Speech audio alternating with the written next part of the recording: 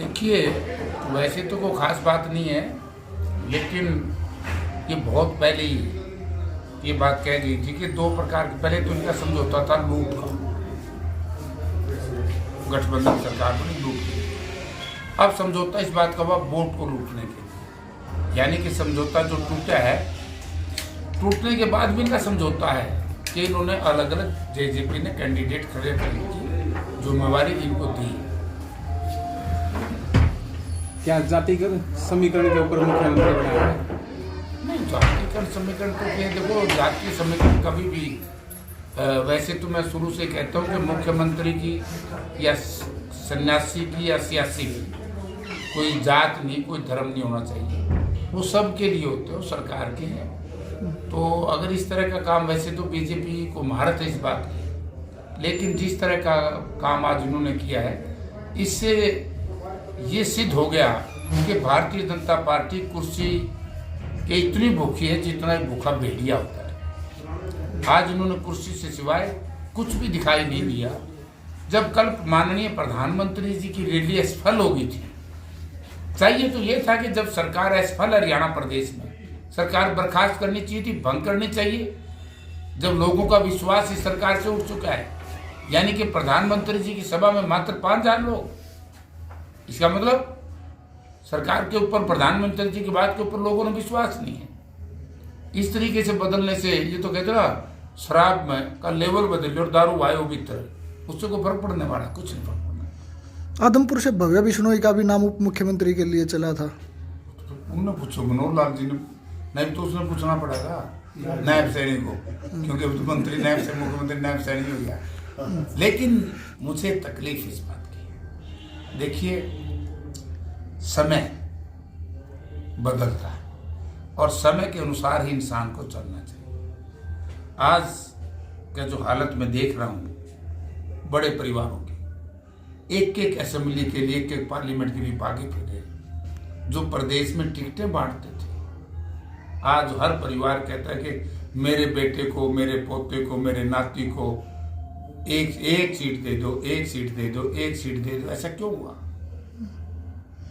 कोई बड़ा परिवार देख लीजिए, मैं किसी का नाम नहीं लूंगा, निगाह मारना तो हर व्यक्ति ये कहेगा मेरा एक छोरा खातर कर दो, मेरी एक पत्नी के लिए कर दो, मेरे एक बेटे के लिए कर दो, मेरे लिए कर दो, मेरे भाई के लिए कर दो। क्योंकि चौधरी भूपेंद्र सिंह हुड्डा ने 10 साल जो शासन किया, वो शासन लोगों के दिल पे था, वो लोगों के हृदय में अपनी जगह बनाई, और उसकी वजह से लोगों ने देखा कि चाहे आज का राज हो, चाहे हुड्डा साहब से पहला राज हो,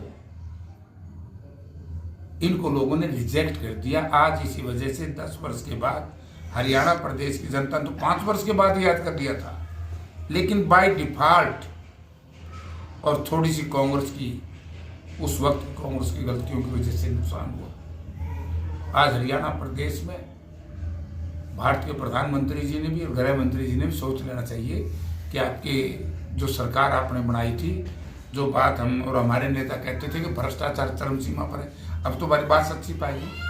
कानून उसका नाम की कोई चीज़ नहीं, महिलाओं की इज्जत सुरक्षित नहीं है। कहते हैं बेटी पढ़ाओ, बेटी बचाओ, बेटी पढ़ने के लिए स्कूल बंद, बेटियों की इज्जत सुरक्षित नहीं। हमारी खिलाड़ी बेटियों के साथ क्या क्या हुआ, क्या क्या नहीं हुआ, ये सारी बातें जो जनता के बीच में आई, इसी वजह से ही अब लोग इस भारतीय जनता पार्टी और जेजेपी के खिलाफ। वीरेंद्र सिंह डुमरखा भी कांग्रेस में शामिल होने जा रहे हैं, उनका बेटा ने होकर भी ले लिया। उनका बेटा आएगा तो फिर वो क्यों नहीं आएंगे? आए, अच्छी बात है। कांग्रेस पार्टी का जनादेश मिल रहा है कांग्रेस को, जनाधार बढ़ रहा है कांग्रेस को, तो सब लोग आएंगे भाई। अब तो बहुत लोग और आएंगे। तो कहीं ना कहीं जयप्रकाश हिसार से लोकसभा की तैयारी कर रहे थे, अगर ब्रजेंद्र सिंह को टिकट दी है तो फिर तो ठीक है, उसको दे, वो सीटिंग उसको देनी भी उसी को चाहिए, उसको दे, मुझे क्या दिक्कत है भाई? एक को मिलेगी ना, बाकी तो सब मदद करेंगे। पसंद लड़ेगा, पसंद लड़ेगा। करनाल से संजय भाटिया की टिकट काट के मुख्यमंत्री को लड़वाने की चर्चा है। इनका नहीं बेटा, क्या करते बताए तो, ये तो कुर्सी खातर कुछ भी कर देंगे।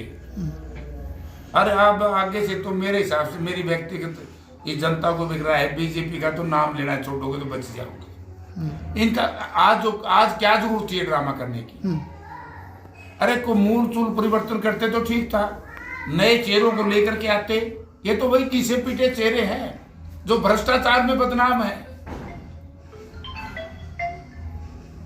भ्रष्टाचार तो चरम सीमा पर है। ये वही चेहरे हैं जिन्होंने नौकरियों में, जब मैं बार बार ये कहता था कि चोर होता जो पहाड़ पे पकड़ा जाए, यही लोग इस सरकार में थे। HPSC के ज्वाइंट सेक्रेटरी के दफ्तर में 3 करोड़ रुपए पकड़े गए। SSC के चेयरमैन की कन्वर्सेशन पकड़ी गई, कर्मचारी जेल में, और SSC के चेयरमैन मौज करें। तो ये ऐसा क्यों? और ये जो कौशल रोजगार निगम बनाई है तो भ्रष्टाचार की जननी है। ना इसमें कोई रिजर्वेशन है, ना कोई कैटेगरी है, और मार दो नौकरी लो। ये लाइन न्यूज बता दो भाई। और वह भी कच्ची। हुड्डा साहब जब चीफ मिनिस्टर थे, लाखों लाखों बच्चों को रोजगार मिला। मेरी खुली चुनौती है इस सरकार को, जो आज बनी है, मेरी इसको चुनौती है। एक इंस्टांस बता दो कि उस सरकार में किसी ने ये कहा कि मैंने पैसे में नौकरी ली है। और आज अभी मैं 18 तारीख को एक पर्चा दर्ज करवाने जा रहा हूं। एक ने हमारे वर्कर से 17 लाख रुपए ले लिए और सिपाही भर्ती को नहीं आया। आज ही आया था मेरे पास। हाँ भैया, अब तो मैं बाहर जाने लग रहा हूँ, आएंगे फिर बात करेंगे SP साहब से। तो यानी कि यार चारों तरफ से जनता का रुपया लूट लिया, फिर कोई ना हमारा खर्ची ना हमारा पर्ची। अरे तो हमने बिगन कर दिया। बहुत नौकरियां बिक रही हैं ऐसे जैसे सब्जी मंडी में सब्जी बिकती है। भ्रष्टाचार चरम सीमा पर है। थाना तहसील में जाकर के देखो हालत क्या है। बिना पैसे रजिस्ट्री का टोकन नहीं मिलता। और तो और सारी बात आप छोड़िए कि बार बार ये बात करते थे शिक्षा की, चिकित्सा की। आज अस्पताल है, डॉक्टर नहीं, स्कूल है, मास्टर नहीं, नहर है, पानी नहीं, तारे हैं, बिजली नहीं। ड्रामा हुआ हरियाणा प्रदेश में। सड़क की हालत देख लिया आपने क्या है। और जब चौधरी भूपेंद्र सिंह हुड्डा चीफ मिनिस्टर थे, नानू में कितने विकास कार्य हुए। मैं कहता हूँ उसके मुकाबले में धड़ी पास से तो बता दो 5 माइनर उस वक्त की सरकार ने, हम लोगों ने इस इलाके में बनाए हैं। इन्होंने एक भी माइनर बनाया तो बता दो। गांव गांव में पहली बार अगर नानंद विधानसभा क्षेत्र की गांव की जो गलियां पक्की हुई हैं, पहली बार शुरुआत की तो चौधरी भूपेंद्र सिंह हुड्डा चीफ मिनिस्टर थे। और यहीं आए थे जब ITI का ये घोषणा करके गए इस पार्क की कई चीजों की। तो गांव गांव 50-50 लाख रुपये दिए थे, करोड़ों रुपये म्यूनसिपल कमेटी में दिए थे। तो आज क्या, आज को ग्रांट है कि गांव में? आज तो सरपंचों की पिटाई शुरू कर रखी है। सरपंच बोल रहे हैं उनकी पिटाई, आशा वर्कर, आंगनबाड़ी वर्कर बोल रहे हैं उनकी पिटाई, OPS को लेकर के कर्मचारी बोल रहे हैं उनकी पिटाई। किसान की हालत देख ली। 730 किसानों के खून से भारतीय जनता पार्टी के हर कार्यकर्ता के हाथ सने हुए हैं। भारतीय जनता पार्टी का हर कार्यकर्ता उसके लिए दोषी है जो BJP का झंडा उठाता है कि उनकी वजह से 730 किसानों ने अपनी शहादत दी। आज दलित समाज के साथ भी तो कितना, और ये तो दलित समाज के लोग तो 2 अप्रैल 2018 को लड़ गए। अगर ये ना लड़ते तो संविधान भी बदल दिया जाता। और मैं भी कहता हूँ कि यदि लोगों गलती कर दी, हरियाणा की जनता ने, देश की जनता ने लोकसभा के चुनाव में BJP के पक्ष में वोट डाल दिया, सबसे पहले संविधान बदलेंगे। संविधान नहीं बदलेंगे तो तानाशाह कैसे बनेंगे? डेमोक्रेसी कैसे खत्म होगी? डेमोक्रेसी तो देश से तभी खत्म होगी ना जब इनको 3/4 बहुमत ये लेंगे तो संविधान बदल देंगे। मेजोरिटी मत आने दो इनकी। दीपेंद्र ये तो एक अरेंज या म्यूचुअल कहते हैं ना, म्यूचुअल डाइवर्स। ये तो इसलिए हुआ है डाइवर्स। JJP इनकी पेरोल पे। वैसे तो देखो JJP और ये लोक दल हमेशा से, आपको याद होगा इलाहाबाद बाई इलेक्शन हुआ था, अभय चौटाला ने BJP के खिलाफ वोट किया, ये थे नहीं। तो राज्यसभा में किसका वोट दिया? BJP का दिया। राष्ट्रपति के चुनाव में किसका वोट दिया? BJP। लोगों के सामने झूठ क्यों बोले? यही आज JJP के दुष्यंतों की है, वोट BJP के खिलाफ मांगे और जाके BJP के बारात में जा बढ़े। पहले कहते थे दुल्ला किसी का, बारात किसी की।